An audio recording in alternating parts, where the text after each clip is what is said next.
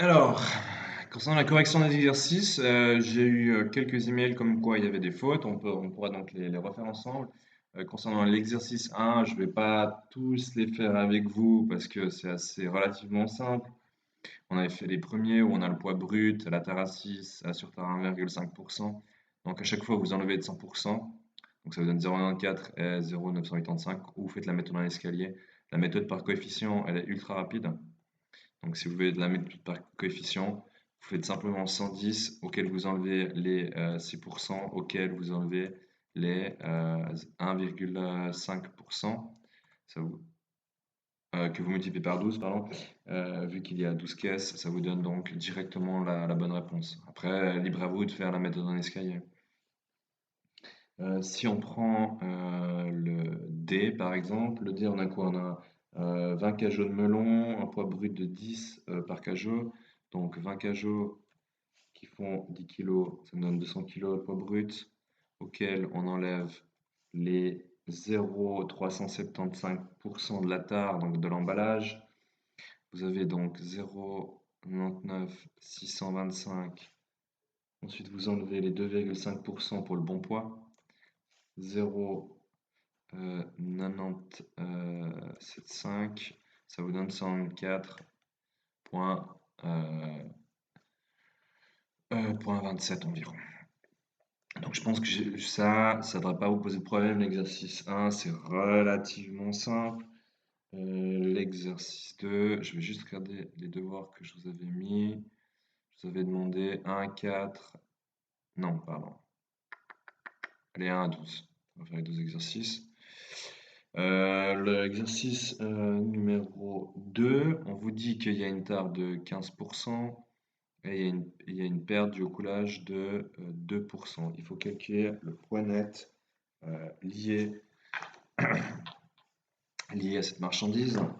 Donc, il faudra donc enlever la tare et le coulage. Et on peut faire ça extrêmement rapidement ici. Donc, on a 3000 auquel on enlève les 15%, auquel on enlève les 2%. Ça nous met donc 2499 de poids net. Donc, on a déjà répondu au point A. Ça équivaut à faire la formule que je viens de faire ici. Après, libre à vous Nobo de faire les escaliers. Si on revient ici, on vous demande le total des déductions en pourcent du poids brut. Donc forcément, ici les déductions, si vous les prenez, c'est toutes les déductions qu'on a enlevées. Donc les 450, les 51, les 450 plus les 51. Et on demande par rapport au poids brut. Le poids brut, on a vu que c'était donc 3000 kg, donc ça donne du 16,7%. Ou alors, je pense qu'on peut faire... non, je crois que c'est la seule des techniques qui est vraiment faisable. Ah non, j'ai jamais essayé une autre technique qui fonctionne aussi. Vous pouvez très bien faire cette technique qui est là. Donc 0,85 fois 0,98. Donc ce que vous avez fait ici. Ça vous fait une réduction de en tout 0,833. 0,833, ça veut dire, si vous faites moins 1, ça veut dire que vous avez enlevé 0,167. Si vous multipliez par 100, ça équivaut strictement à faire la même chose. Après là, on reprend ça et ça qu'on divise par le poids brut pour les 16,7%. Ou alors on fait ça fois ça, qui nous donne donc 0,833. Et par rapport à 100%, donc on a enlevé 16,7%. Les deux techniques fonctionnent très bien. Ensuite, exercice 3. Alors, exercice 3. Exercice 3, on en est où? On a une déduction d'une tare de 8%. Ensuite, on a une surtare de 5%. Et on a le poids net de la marchandise. Calculer le poids brut. Donc, il faut faire l'escalier, mais en sens inverse. Donc, au lieu de faire fois, on va faire diviser. Donc, dans l'exercice d'avant, on a fait fois 0,98, fois, etc. Cette fois, on va faire l'opposé, vu qu'on va dans le sens inverse. On remonte l'escalier, 1675 80. Donc, divisé par 0,95, c'est juste. Divisé par encore 0,92 qui nous donne 1917,39. donc arrondi, 40. Ça, c'est le poids brut. Donc ça, c'est l'inverse. On vous demande de monter, ici, on vous demandait de descendre. Donc le total des déductions, donc ici, on voit, hein, on est parti de là, on est monté. Donc quand on descendait, on faisait fois, et quand on monte, on fait diviser. Donc ça donne ici un poids brut. Ensuite, on a soit la technique comme on a vu avant, où on additionne ici les deux montants qu'on divise par le poids brut. Donc on additionne ça et ça divisé par le poids brut. Si on additionne 241,6 plus 1917,4, oh mince, qu'est-ce que je fais? Si on fait 153, pardon, 153,4 plus 88,20, ce qui nous donne les 241,60, donc ça c'est ce qu'on a enlevé comme taré sur tas, divisé par le poids brut. Donc le poids brut ici, il est de 1917, que vous multipliez ensuite par 100, donc ça donne 12,6. Est-ce que la technique que j'avais avant marche aussi? Donc si vous faites 0,25 fois 0,12, 0,25 fois 0,12, ça vous donne 0,874, auquel vous enlevez 1, que vous multipliez par 100. Ça fonctionne aussi très bien. Parfait. Donc c'est assez rapide, on est déjà maintenant au 4. Le 4. Une commerçante, elle a acheté pour 125 de quintal brut, donc par 100 kg brut, brut pour net, ou plutôt 135 le kilo net avec une déduction de 3% ou une surtare de 2%. Mais je crois effectivement que c'est celui qu'on avait déjà fait ensemble. Donc si on veut comparer en fait, si on applique plutôt le brut pour net, c'est-à-dire que on part du principe qu'on facture la marchandise avec l'emballage, donc brut pour net, on donne à peu près cette estimation, ou alors on fait le calcul de A à Z. Si on fait le calcul de A, c'est 135 fois 0,97 fois 0,98. Ça fait 100. Est-ce que je suis juste? Ça fait 128,31. Effectivement, il y a une faute dans le corrigé. Ici, si on remet la calculatrice, ça fait 135 fois 0,27 fois 0,28. Donc oui, il y a une faute dans le corrigé ici. C'est pas 129,66, mais c'est 128,31. Bref, de toute façon, elle a meilleur temps d'acheter les fruits à 125 le quintal brut. Donc, ensuite, je vous avais dit l'exercice. Ouais, c'est tous les exercices. Ensuite, le 5. On achète ici des manteaux en cachemire pour 12 manteaux pour 2400. On a un rabais de 10 francs, une remise, un escompte. Pour le paiement, on calcule le PN. Donc, c'est comme le poids, c'est extrêmement rapide. Simplement, là, on n'est pas en kilos, mais en francs. Donc, 2400 fois 0,9 fois... Oh mince, je me suis planté. J'en étais où? 2400, donc on a un rabais de 10 francs par manteau, donc il faut déjà calculer ça, j'étais un peu rapide. C'est 10 francs, il y a 12 manteaux, donc on a un rabais de 120. Donc on peut déjà enlever aux 2400 les 120, donc on fait 2400 moins les 120. Ça nous donne 2280. Ensuite, il faudra enlever la remise de 12% et l'escompte de 2%. Donc vous enlevez la remise de 2% et vous enlevez... non, l'escompte de 2% et maintenant la remise de 12%. Donc ici c'est 88, si je ne me trompe pas. Ça donne 1966,272. Exactement, ça nous donne cette réponse-ci. Donc là, j'ai mis les réponses intermédiaires, si vous voulez, où on a fait 2280 fois 0,08 fois 0,98. Donc ça nous donne les 1966,27. Après, on vous demande pour un manteau, donc il suffit de diviser par le nombre de manteaux que vous achetez, ça vous donne 163,85. Donc ça, c'est le péril de un manteau. Donc l'exercice 5 est terminé. Ensuite, l'exercice 6. L'exercice 6, qu'est-ce qu'on vous dit? Que signifie le brut pour net? C'est qu'on considère en fait que le poids, exercice 6, et ce que signifie brut pour net, c'est qu'on considère que le poids brut étant le poids net. Donc c'est-à-dire que on vous facture la totalité avec l'emballage. Ensuite, la question B, c'est calculer le PAN de ces sacs de blé en francs suisses.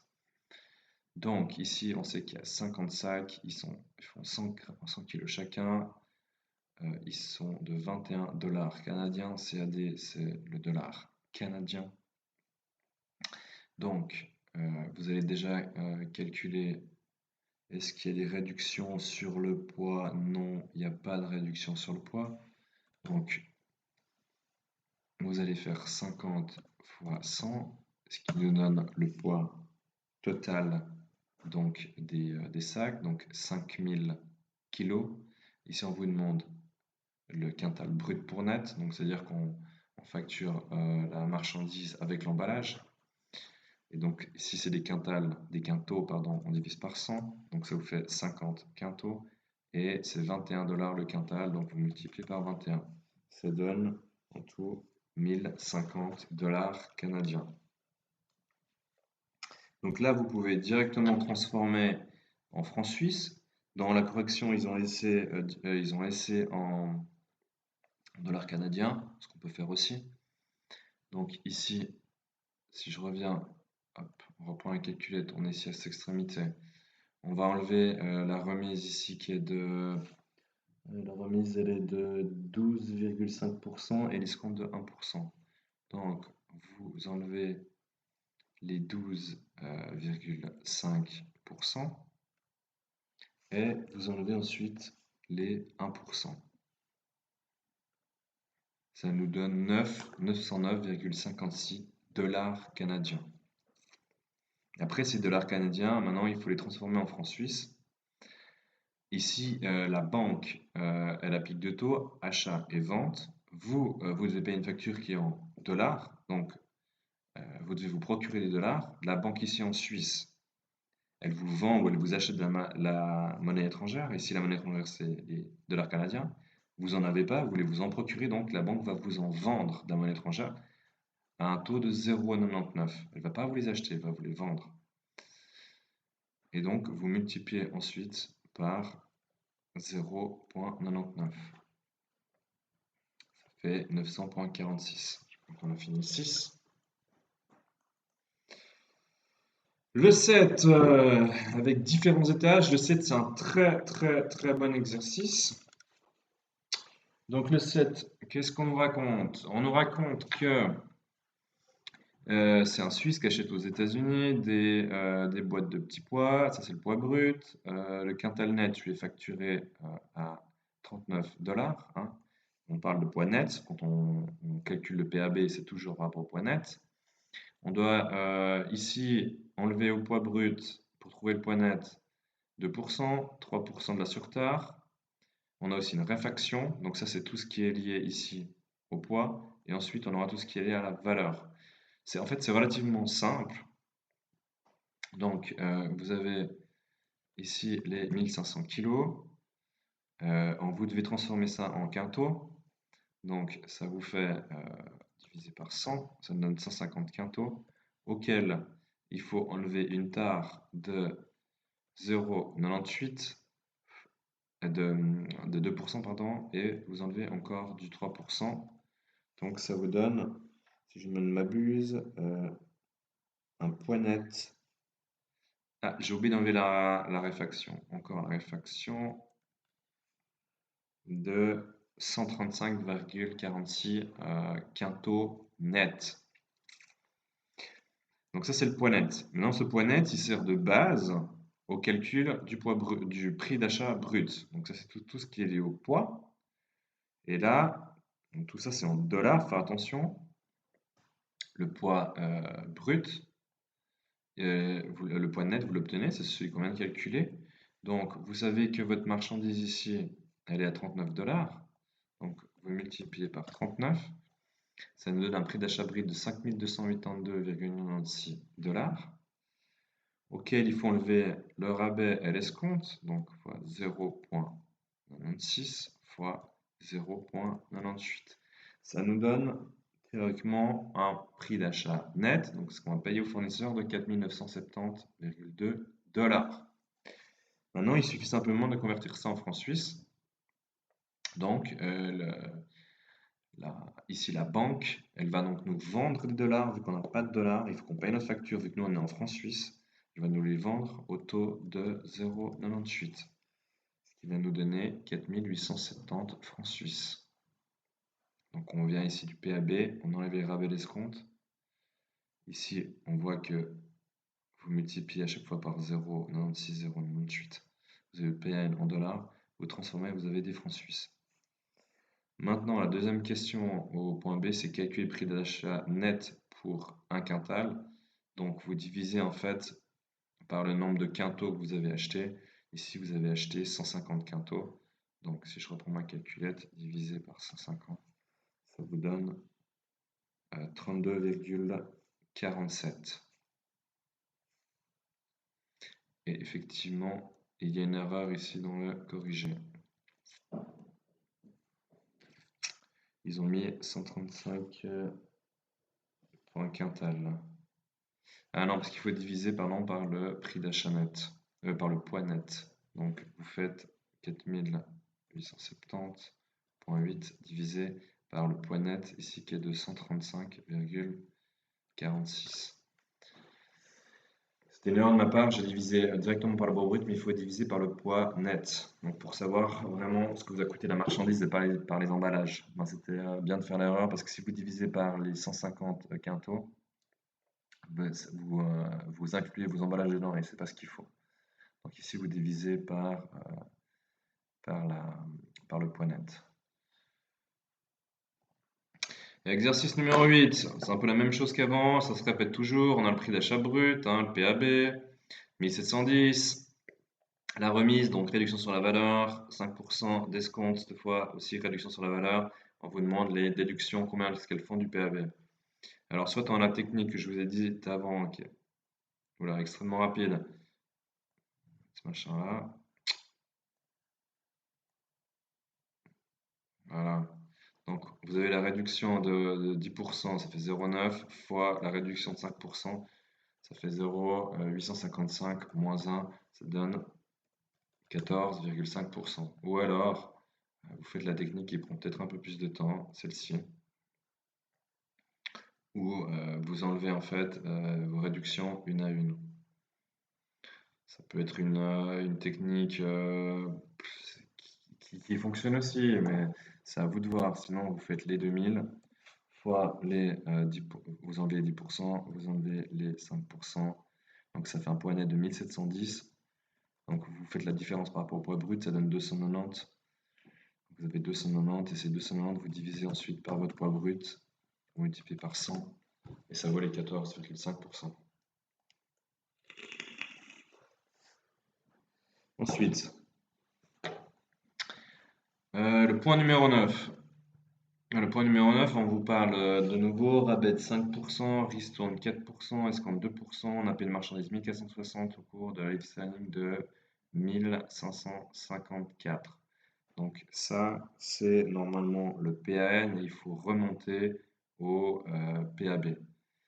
Donc, vous pouvez faire une technique qui est totalement plus rapide, c'est donc avec les coefficients. Donc, quand on part du PAB au PAN, on fait fois. Cette fois, on peut faire diviser.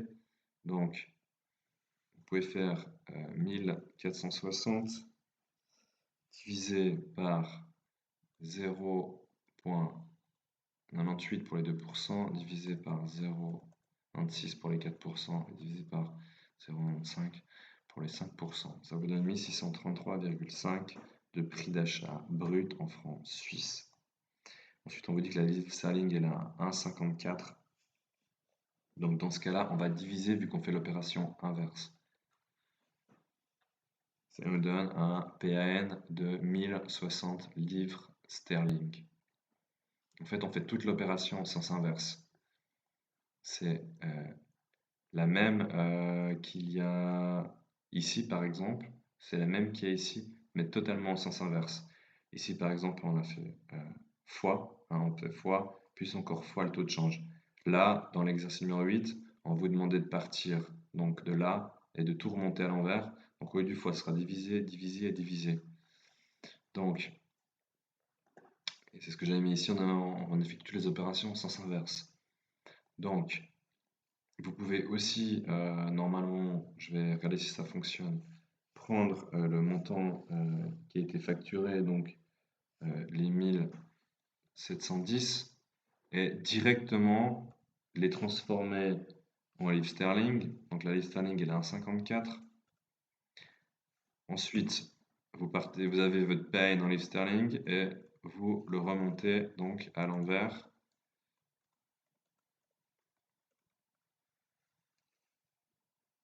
Et j'ai dû me planter. Normalement, c'est tout à fait faisable.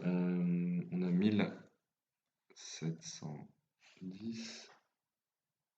Prix d'achat brut divisé par 1,54. Ensuite, ça, on divise par 0,98. Qu'on divise par 0,96. Qu'on divise par 0,95. Il y a eu une erreur de calcul. Pourquoi ça ne fonctionne pas? 1633,5. C'est pas 54. 1060 en livres sterling. J'ai compris, je m'excuse, j'ai pris les 1710 de l'exercice 8 et pas de l'exercice 9. Donc, excusez-moi, si on prend l'exercice 9, donc j'ai sauté l'exercice. Donc, comme je disais, si on prenait l'exemple ici de l'exercice tel quel, où on partait de là et on multipliait, et ensuite on arrive à la réponse finale, là on donne le PAN en francs suisses et on doit faire tout le chemin inverse. Donc, diviser, diviser. Bref, du coup, le prix d'achat net de la marchandise en francs suisses, elle est de 1460. Donc, si on fait tout le raisonnement inverse, c'est 1460. Vous pouvez transformer, si on prend l'exemple ici, on fait le chemin inverse, on transforme ici en livres sterling. Donc, on divise par 1,54, vu qu'on fait le chemin inverse. Ensuite, il faut prendre compte des réductions. Donc, on avait la réduction de 5% qu'on doit rajouter. Donc, on divise. Ensuite, on divise encore par la réduction de 4%. Et ensuite, on divise encore par la réduction cette fois de 2%. Ça nous donne 1060,74. C'est exactement la réponse qu'on trouve là. Donc, c'est une autre technique. Moi, je suis parti du PAN en francs suisses. Je l'ai transformé en livres sterling. Donc, les 1460, je les ai transformés directement en livres sterling. Donc, je divise par 1,54. Et ensuite, j'ai divisé par toutes les réductions qu'on avait obtenues. Je peux vous le refaire à l'instant. Donc, les 1460 francs suisses qu'on met en livres sterling, donc on divise. Ensuite, on remet toutes les réductions, donc on divise. La réduction de 5%. Ensuite, vous mettez la réduction de 4%. Et ensuite, vous mettez la réduction de 2%. Ça donne 1060. Donc, voici pour l'exercice 9. Pour l'exercice 10. Pour l'exercice 10, qu'est-ce qu'on nous raconte? Alors, on a un fût d'huile d'olive pressé à froid pesant 120 kg. Le poids net, on vous le donne. Le prix du litre, il est indiqué. On a une remise, donc réduction sur la valeur. Et un escompte. Et la densité de l'huile est à 0,9. Le cours de l'euro est à 1,26. Donc, on va déjà commencer par calculer quel est le prix d'achat brut. Donc, on va se baser sur le poids net. En fait, la densité, vu qu'elle est à 0,9, c'est vrai que c'est pas évident à calculer. Il faudra diviser par 0,9. Donc, il faudra faire donc les 98 kg. On a une densité de 0,9. Donc, finalement, ça va vous faire en litres. En litres, ça va vous faire 108 litres. C'est ça que ça voulait dire. C'est vrai que l'exercice n'est pas très évident. Donc ça donne 108,8 périodiques litres. Donc vous avez votre prix du litre, vous faites x 3,40 en euros, ça vous donne 370 euros, auquel vous enlevez la remise de 15%, de 15%, et auquel vous enlevez les 2%. Ça vous donne un PAN de 308, on va arrondir à 4, 308,4. Ensuite, il faut transformer ça en francs suisses. Donc ici, la banque va vous vendre des euros au taux de 1,26. On multiplie. Ça fait ici 388,60. Donc, on va vous demander également de savoir ici quel est le poids en kilos du fût qui est vide. C'est vrai qu'il fallait connaître cette technique. Donc, on a calculé avant qu'on a 98 kilos. 98 kilos et il faut enlever donc le poids brut. Donc, ça veut dire que en gros, le fût il pèse 22 kilos. Et on vous demande ensuite qu'est-ce que ça représente cette tare par rapport au poids brut. Donc vous divisez simplement par son poids brut. Ici il est indiqué c'est 120. Ça donne que votre fût représente 18% de 18% du poids brut. C'est 22 kg, ça fait 18% des 120 kg, donc du poids brut. Ensuite, le PAN total en francs suisses. C'est ce que j'ai calculé juste avant. Donc ici on avait les 308,40, vous multipliez donc par les euros ici, 1,26. Donc vous obtenez 388,6. Et ensuite on vous demande la question suivante, OD, le poids d'une bouteille, le PAN d'une bouteille de 1 litre. Donc on l'avait calculé justement avant précédemment que ça nous donne, à cause de la densité, 108,8 litres. Et ici j'ai mis qu'on utilise toujours le PAN pour calculer le PAB. Donc vous divisez par votre PAN total, divisé par le nombre de litres que vous avez, et ça vous donne 3,569 francs par litre.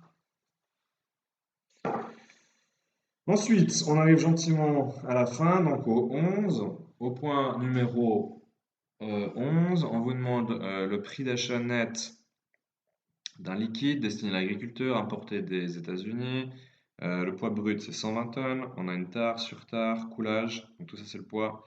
Prix d'achat 150 $, le quintal net. On va déjà calculer le quintal net pour savoir combien ça vaut. Donc on a 120 tonnes. 120 tonnes, ça nous donne donc en kilos 120 000 kilos. On sait que un quintal c'est 100 kilos, donc vous divisez par 100. Donc ça vous donne 1200 quintaux. Ensuite, vous enlevez donc tout ce qui est les emballages, coulage, etc. Donc fois 0,98 fois 0,97 fois 0,95. Ça nous donne 1083,68 quintaux. Vous savez que c'est 150 $ le quintal, donc vous multipliez par 150, ça veut dire que votre prix d'achat brut est de 162 557,60. Et il faut encore enlever donc toutes les réductions sur le prix qu'on vous accorde. Donc 4%, 3%, donc 4% et les 3%. Ça fait 151 368 pour le prix d'achat net.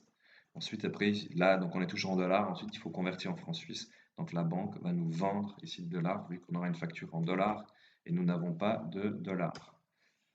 Donc ça nous donne 148 341.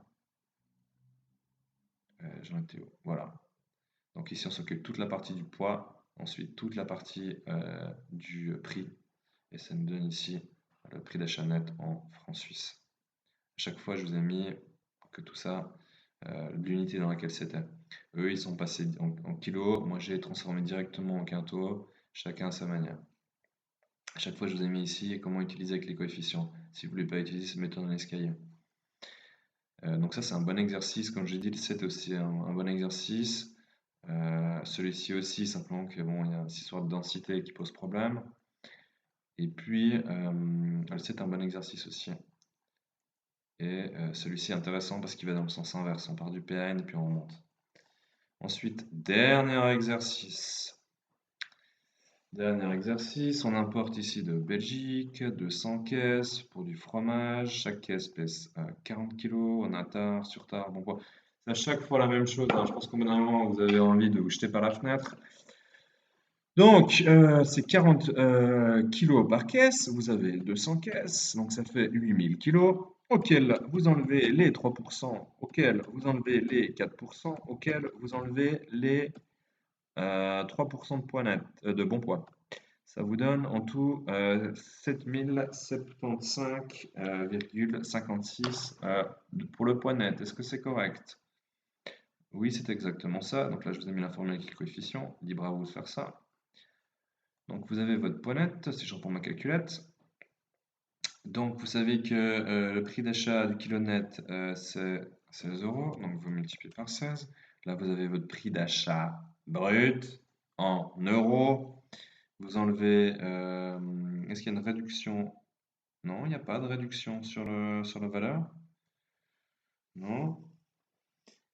Du coup, ici, on vous demande le prix d'achat net. Donc, non, il vous faut transformer ça en francs suisses. Donc, vous passez d'euros en francs suisses, vous faites fois. Ça nous donne 142 643,45. C'est exact. Donc, on passe d'euros en francs. Et ensuite, on vous demande, question suivante, quel était le PAN si deux d'entre elles manquaient à l'arrivée. Donc en fait, c'est comme si vous n'aviez pas, il y en a deux qui manquent, hein. S'il n'y a pas il y a pas 200 caisses qui arrivaient, mais, pardon, c'est pas comme s'il y avait 200 caisses qui arrivaient, mais il n'y en avait plus que 198 qui arrivaient. Donc en gros, vous avez perdu vos caisses et vous n'avez pas assuré vos caisses. Donc vous n'en avez plus que 198 à l'arrivée. Donc au lieu de diviser par 200, vous divisez par 198. Ça nous donne un prix de 170 francs,42 par caisse. Exactement, PAN d'une caisse. Voilà. J'espère que j'ai été assez clair. N'hésitez pas à m'envoyer des emails s'il y a des choses qui ne sont pas assez claires, s'il y a un exercice. Je vous réponds volontiers par email ou j'en vous fais un vocal, peu importe. Mais j'espère que c'est assez clair. C'est assez répétitif. C'est vraiment pour que vous maîtrisiez justement tout ce qui est ce poids, les calculs liés au poids, avec les réductions au poids, pour obtenir le PAN. Ensuite, avec ce PAN, qui va vous permettre justement de calculer le prix d'achat brut euh, dans francs suisses ou dans une autre monnaie. Ensuite, il faudra enlever toutes les réductions liées à la valeur. Et là, du coup, vous aurez votre prix d'achat net dans l'autre monnaie ou en francs suisses. Et si c'est dans une autre monnaie, il faudra convertir avec le taux de change et pouvoir remonter dans le sens inverse. Voilà. Si vous avez à faire ça, là, vous êtes préparé nickel pour l'examen. Donc, n'hésitez pas à me poser des questions si les choses n'ont pas été assez claires.